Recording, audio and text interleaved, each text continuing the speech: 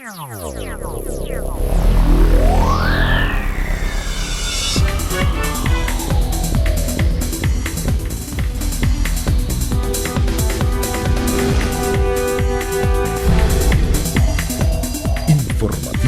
Mira TV está en ti.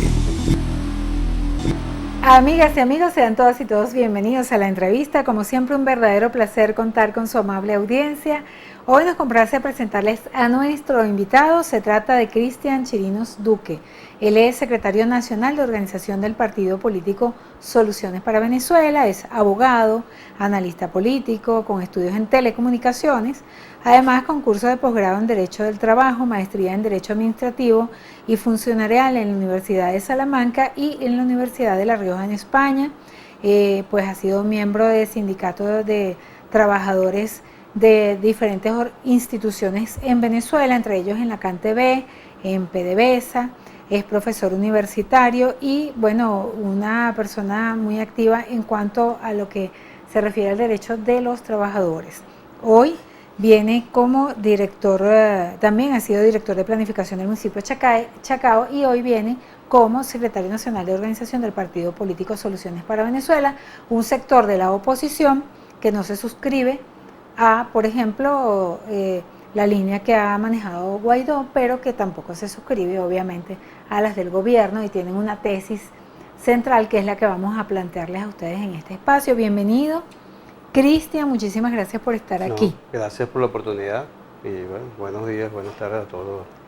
Mira, hay tantos temas importantes que tratar contigo y te digo que el país está atravesando por momentos, de verdad que tenemos años trabajando están como en una cuerda floja que no termina de resolverse, ¿no? Sin embargo, hay actualmente un planteamiento de negociación que está en plena vigencia, en pleno proceso, como lo es en Barbados. Hay muchas personas, sectores, que no le dan mucho crédito a las posibles soluciones que salgan de allí, otros tienen la esperanza, el gobierno obviamente está conteste y es lo que está pues planteado en el tapete. Sin embargo, la mayoría de los venezolanos ni siquiera sabemos qué está pasando ahí.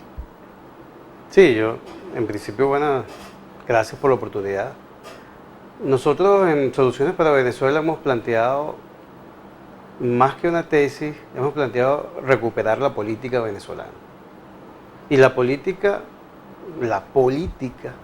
con P mayúscula, tiene que ver con diálogo, tiene que ver con entendimiento, tiene que ver con reglas de juego, tiene que ver con participación, con mucha participación. Y es lo que hemos venido haciendo en todos los estados del país. Hemos venido creciendo desde hace un año, desde que somos organización política, con diferentes líderes venidos de Acción Democrática, venidos de Primero Justicia, venidos de otros partidos políticos, Voluntad Popular, que hemos creído encontrarnos para brindar soluciones a un país que está sumido, como tú decías, en una gran crisis política. Pero una gran crisis política en donde no hay entendimiento, en donde no hay reconciliación de los venezolanos, difícilmente se pueda plantear en Venezuela la reconstrucción de un país, la reconstrucción de una nación.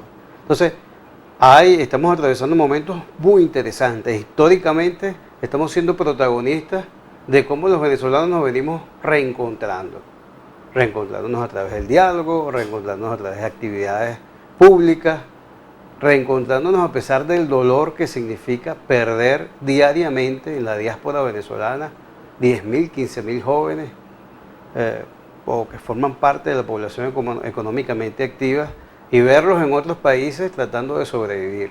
Esa es la Venezuela que nos está tocando, pero es la Venezuela que tenemos que llevar adelante. Fíjate que es chévere, ¿no? Se escucha muy bonito lo que tú planteas, pero uno también profundizando dice, ¿pero cómo? ¿Cómo podemos nosotros coadyuvar a que eso sea realidad?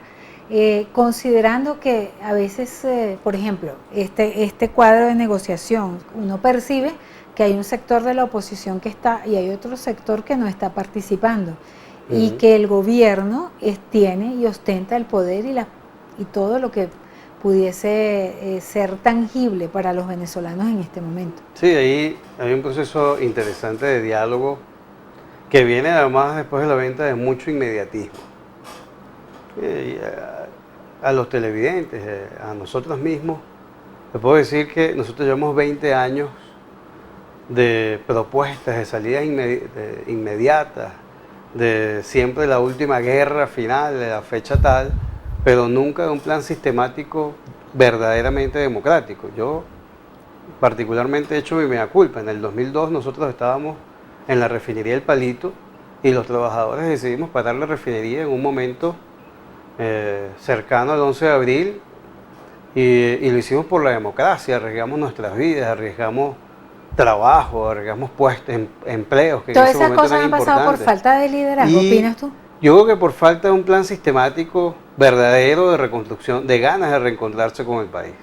Nosotros hacemos ese mea culpa, hacemos el mea culpa del 2005, cuando nos dijeron a nosotros que si no votábamos, si nos absteníamos en el 2005, pues regalábamos la Asamblea Nacional, pues Chávez se iba a sentir deslegitimado. En ese momento tú formabas parte de Primero En Justicia. ese momento yo formaba parte de la Dirección Nacional de Primera Justicia, y Primera Justicia, por una votación interna, pues se abstuvo de participar en las elecciones. Quienes estábamos o no de acuerdo, lo que veíamos era un país que estábamos regalando, que estábamos entregando, unas instituciones que estábamos entregando a quien llevaba el control hegemónico del país, pero de este lado no se sentía que sistemáticamente le ofrecíamos una salida a los ¿Qué venezolanos. esperan ustedes de soluciones para Venezuela de Barbados? ¿Qué creen ustedes que va a pasar En ahí? principio nosotros celebramos lo que dijimos en voz de Claudio Fermín el 24 de enero, cuando se juramentó el presidente de la Asamblea Nacional. ¿Qué dijimos? Bueno, mira, no hay salidas inmediatistas, no es verdad que vayamos a salir porque vengan los marines. De aquí de Venezuela salimos entre un diálogo venezolano. Nosotros celebramos el diálogo. Ahora bien, nosotros creemos que la inclusión de los venezolanos y una agenda clara que contengan los puntos que verdaderamente necesitamos los venezolanos enfrentar en esta crisis política, creo que es necesaria. Nosotros no sabemos en este momento, como no supimos qué pasó en República Dominicana, a ciencia cierta, no sabemos lo que se está discutiendo. Entonces, a espaldas de los venezolanos es muy difícil lograr la reconciliación de los venezolanos. Yo puedo entender la desesperación de quienes dicen hoy no al diálogo. Puedo entender la desesperación, vivimos en un país desesperado, pero esa desesperación no construye un país para que regrese la gente. ¿Cuáles serían los puntos que ustedes esgrimen en esta materia hacia una Venezuela, hacia la posibilidad de la reconstrucción y el reencuentro de los venezolanos? Miren, lo primero ha sido, y lo hemos demostrado, la primera cuota de responsabilidad que tenemos quienes hacemos política es vernos las caras con quienes hoy están enfrentados. Nosotros en Soluciones para Venezuela hemos solicitado que ese diálogo se dé con todos los sectores políticos del país, incluso los más extremistas de lado y lado. En toda situación crítica de cualquier país del mundo hay sectores extremos. Esos sectores extremos hay que sentarlos en la mesa. ¿Por qué consideras que ese diálogo y ese hablar se ha estigmatizado para algunos sectores que inclusive son muy críticos a las posibilidades de sentarse con el gobierno específicamente? Bueno, en primer grado está claro que ha sido la oferta política que se ha vendido desde el 23 de enero hacia acá. ¿Cuál fue la oferta política? Bueno, la misma que se hizo en el 2015 cuando nosotros en la oposición ganamos la Asamblea Nacional. En 6 meses salimos de Maduro. Y lógicamente eso ha desencantado, eso ha decepcionado a una parte que creyó ese discurso, que se radicalizó en ese discurso, pero que no ve claramente que es que nosotros no podemos llegar y pedirle a quienes votaron por Chávez, a quienes votaron por Maduro, pues que se excluyan de ser país. Pues esos son los hermanos nuestros, están aquí, estamos haciendo país. El segundo tema que nosotros hemos planteado es que cualquier solución que tiene que partir de los venezolanos. No podemos, mira, da tristeza, indignación, cómo China, Cuba, Estados Unidos o la Unión Europea discuten los temas de los venezolanos. Nosotros agradecemos el apoyo de la comunidad internacional.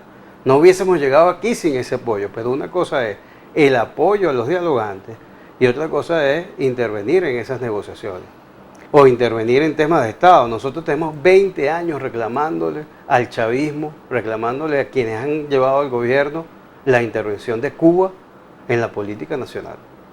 Ahora, ¿qué fuerza y qué poder, cómo hacer para que en la práctica y de manera fáctica se dé la participación y la acción de estos factores, por ejemplo, como el Partido Político Soluciones para Venezuela, dentro de esas decisiones que son medulares para el futuro del país? Mira, en principio nosotros hemos venido rescatando la participación política en los 24 entidades federales del país.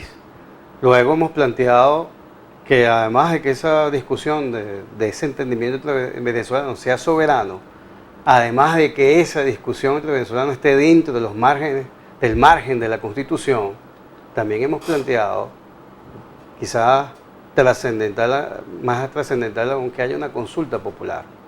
Esa consulta popular está claramente identificada en el artículo 70 y 71 de la Constitución.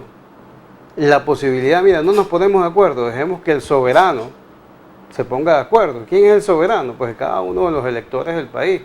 Y vamos a plantear un referéndum consultivo en donde antes de ese referéndum consultivo podamos verificar las personas que se le venció el periodo dentro del Consejo Nacional Electoral, que podamos verificar ahora sí y de esa manera la intervención de la comunidad internacional, no en el proceso electoral, pero sí en su vigilancia, de la Unión Europea, de los Estados Unidos, a quien agradecemos, una vez más, nosotros agradecemos ese estar pendiente de Venezuela, esas acciones en favor de Venezuela, pero esa intervención tiene un límite. Y qué bueno sería que ellos pudieran vigilar el proceso electoral, esa consulta al pueblo, que nos dijera, mira, del final de esa consulta el pueblo decidió, vamos a ir a un proceso de elecciones.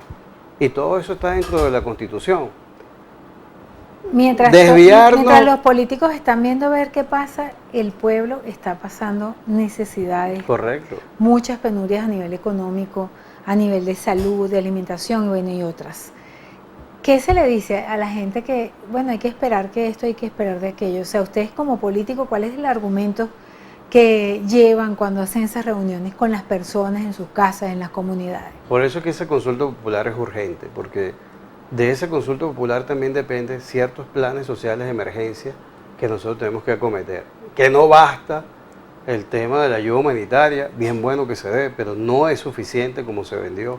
Que no es suficiente verificar quién tiene la culpa, quiénes se van del país y quiénes se quedan. Aquí hay un antes y un después. Antes del 23 de enero del año 2019 teníamos la corrupción, la apatía de un gobierno, la destrucción de la base y el control social de un gobierno y su ineficiencia en materia económica, eso está claro. Después del 23 de enero tenemos un acento adicional de esa crisis política, de esa crisis económica, es el tema de las sanciones. Lo primero que nosotros tenemos que pedir es que se deje una Venezuela autónoma y que se fijen, además de la consulta popular, del cambio del Consejo Nacional Electoral y de cualquier institución que se esté planteando allí, que bueno, que se dé un programa de emergencia económica para atender la carestía, para atender la hiperinflación y para atender el momento tan crítico que llevamos los venezolanos. Nos preguntamos por qué ese plan de emergencia económica no se hace ahorita.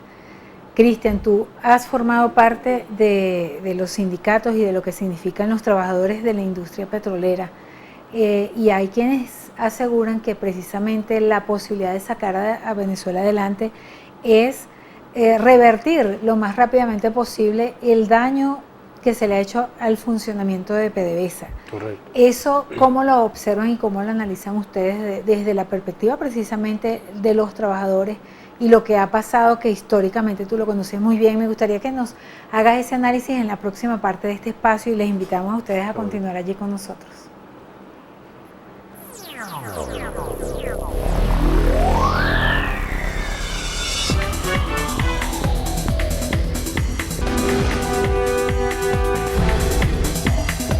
Informativo Mira TV está en ti.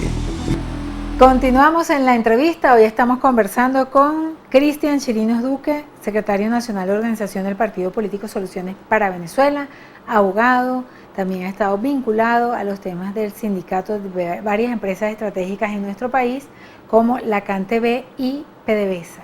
Y precisamente quedamos para conversar con Cristian acerca del tema PDVSA, que definitivamente nosotros como país monoproductor, que hemos delineado los ingresos de nuestro país precisamente a través de la explotación de ese recurso natural, que esta industria, que fue una de las más importantes del mundo, inclusive, haya llegado a niveles de tan baja producción y quizás a nivel de prestigio, un desprestigio a nivel internacional muy lamentable.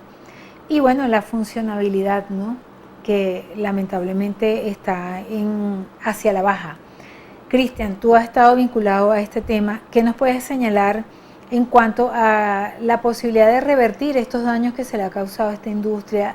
¿Por qué no se hace rápidamente en este momento, en vez de estar con tanta habladera de política y tal, la gente poder realmente rescatar esta industria desde todas las posibilidades que tengan los venezolanos de hacerla y no viendo los intereses de otros países? Sí, la situación, el diagnóstico de PDVSA, de otras empresas estratégicas, las empresas mal llamadas básicas, ha sido el mismo. PDVSA, una empresa estratégica, la quinta empresa del mundo para 1999 en materia de negociación petrolera, no solo de exportación.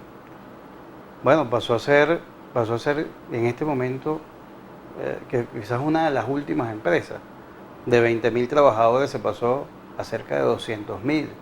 Una empresa que se dedicaba a la exploración, a la explotación, a la producción y a la venta y a la comercialización de petróleo, pasó a la explotación de alimentos, a la realización de planes sociales.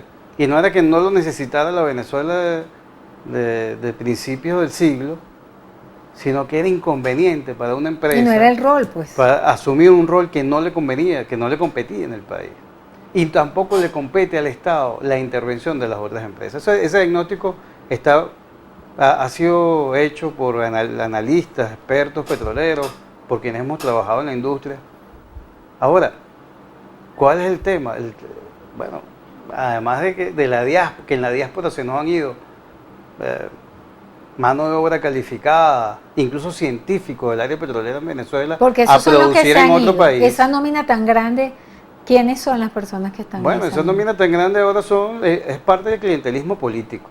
O sea, no son técnicos ni nada. Y hay uno que otro, porque no podemos generalizar, no podemos ser absolutistas, el absolutismo hace daño, pero esos técnicos, ingenieros, académicos, sin la colaboración de un gobierno para que produzca, y siendo una caja chica, bueno, yo saco dinero de PDVSA para acometer el tema del plan social, sin inversión es imposible que esa mano de obra que está allí, que aún en pequeña escala sigue allí, pueda acometer lo que es el plan de superación de esta pobre producción petrolera que tenemos.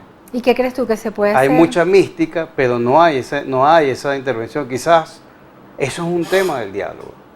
Eso es un tema de todo que nos interesa a todos los venezolanos. Porque todo el mundo dice que hay que hacer inversión social, que hay que resolver, pero desde la parte estructural, ¿qué ¿cómo hacemos inversión social si no tenemos el principal producto de exportación de Venezuela? Si hoy, menos de 700.000 barriles diarios son los que se extraen de Venezuela y hay que verlo hacia abajo.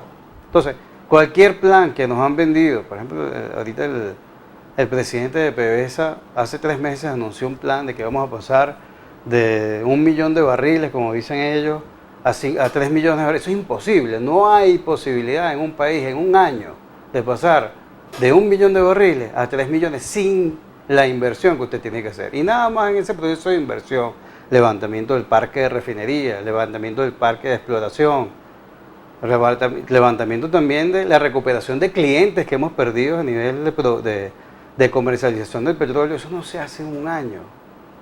El daño que se le ha hecho a PDVSA en este momento. La opción siempre será endeudarse, buscar inversión foránea para que arranque la industria. Siempre tienes que abrir el país en un tema de inversión. Eso no quiere decir privatizar, como algunos han dicho. Quiere decir, lo que está haciendo Maduro con los chinos, lo que está haciendo con los cubanos, lo que está haciendo con los vietnamitas, que no necesariamente tienen una una experiencia en exploración y en producción, o que se están llevando la materia prima, pues hay que hacerlo con todas las empresas, con la Shell, con la ExxonMobil. En fin, no es un tema nada más del imperialismo yanqui, de todas estas tesis que se han planteado, sino es un tema de cómo buscamos que Venezuela en un corto tiempo, quizás en 5 o 6 años, podamos tener un plan claro de todos los venezolanos, Algunos dicen, bueno, un nuevo pacto de punto fijo, quizás un pacto de punto fijo entre todas las fuerzas políticas y de producción venezolana que trate por encima y más allá de las ideologías de sacar el país adelante. Fíjate Eso es vital. que Rusia hace en las horas pasadas afirman que la legalidad de Maduro no puede ser discutida. En el caso de ustedes, para una posible realización de un pacto, de una negociación, están conteste con la legalidad de Maduro en el poder actualmente. Sí, ¿Cuál sería sus parámetros? Hemos sido polémicos en cuanto a eso, ¿no? Nosotros el 20 de mayo, nosotros le debemos a que Maduro esté allí, a todos esos dirigentes que convocaron a una abstención. Nosotros hemos podido sacar a Maduro el 20 de mayo del 2018 y trabajamos para eso. Lamentablemente el llamado a la abstención, sin un plan, que lo volvemos al principio, sin un plan sistemático, sino diciéndonos que el 30 de mayo Maduro se iba a ver ilegítimo porque nadie iba a votar por él, porque nadie iba a participar en las elecciones, y convirtieron las elecciones presidenciales, estas personas que llamaron a la abstención, las convirtieron en un plebiscito a ver si querían o no a la presidenta del Consejo Nacional Electoral. Lo más absurdo que se nos ha planteado. Un año después, año y medio después, año y 3 meses después, todavía Maduro, con el bajo índice de legitimidad que pudo haber tenido, sigue allí el presidente de la República.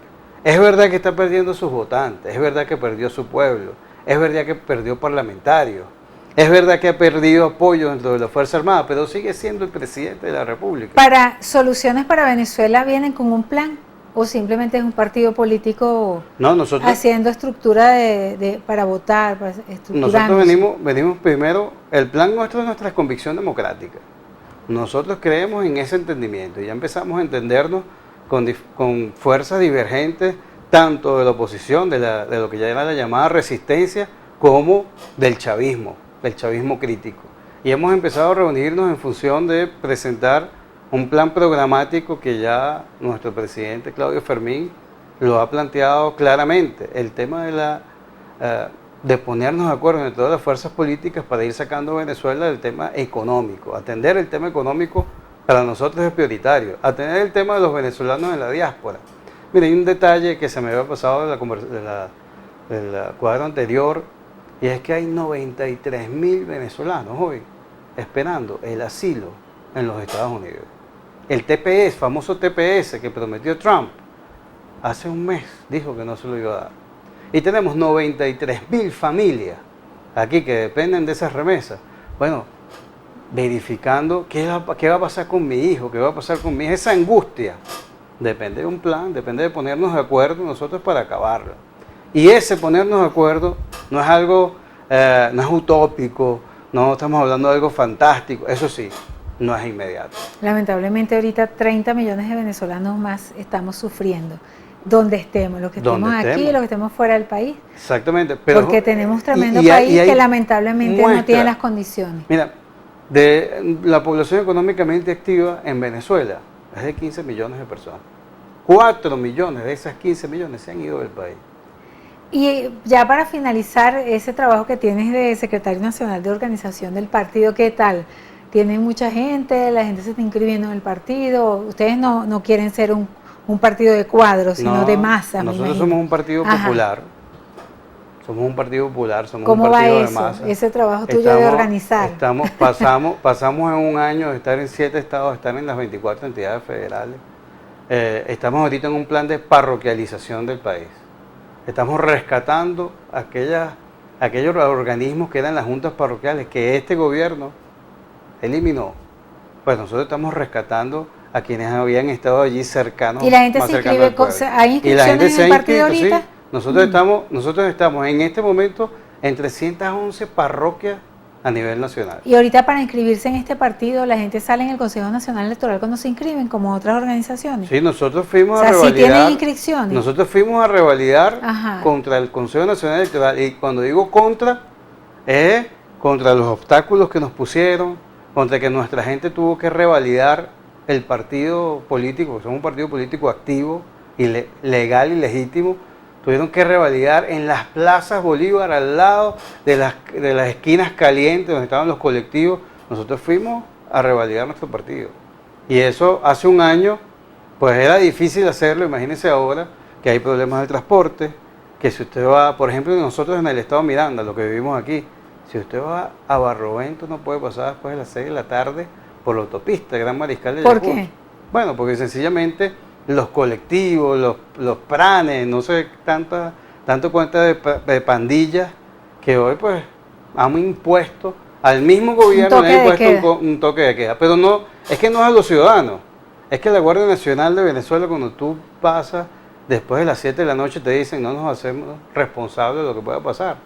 Eso está pasando no solo en Barlovento. ¿Eso les ha pasado a ustedes? Eso nos ha pasado a nosotros. Hace 2 semanas tuvimos que estar retenidos hasta las 7 de la noche, después de las 7 de la noche, porque atravesar la autopista en ese momento, pues, parecía una locura. Les El indicaron que no transitar, lo el hicieran. libre tránsito. Entonces nos sugirieron, señores, quédense después del Guapo hacia Oriente, porque este paso por Barlovento es delicado. Bueno, ¿Sí? ya llegamos al final de nuestro espacio, Cristian. De verdad que es súper complacida por esta conversación. No, gracias Además, a Dios. está decirte que estamos aquí completamente a tu orden. Me gustaría ya que para finalizar, pues un mensaje a nuestros televidentes.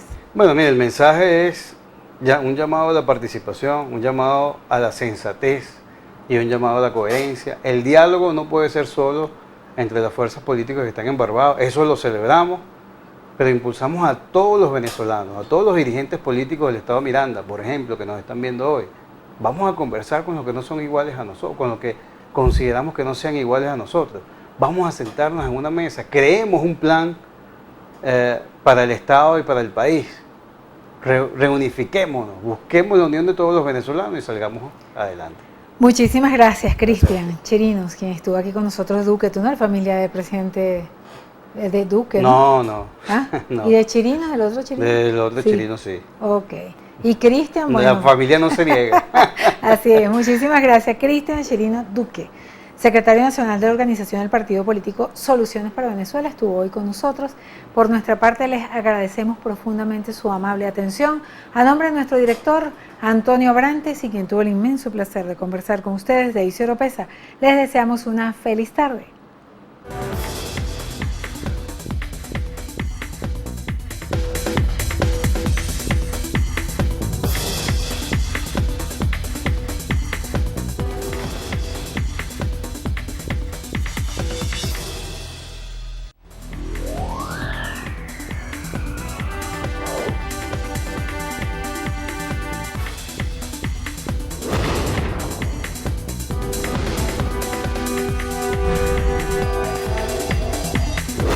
Informativo Mira TV está en ti.